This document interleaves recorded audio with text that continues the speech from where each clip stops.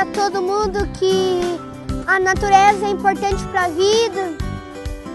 Os gases que poluem o ar não são bons para o planeta, mas a MEI vai mostrar isso. Achei que a iniciativa do projeto é bem legal. Já faz 3 anos que está acontecendo, é a primeira vez que eu tenho a chance de vir.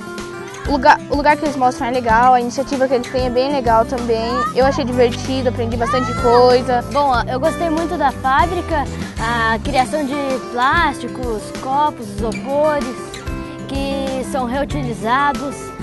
Extremamente nada é jogado fora. A minha vida mudou depois disso, mas foi bom ter vindo pra cá e gostei de estar aqui em Arujá.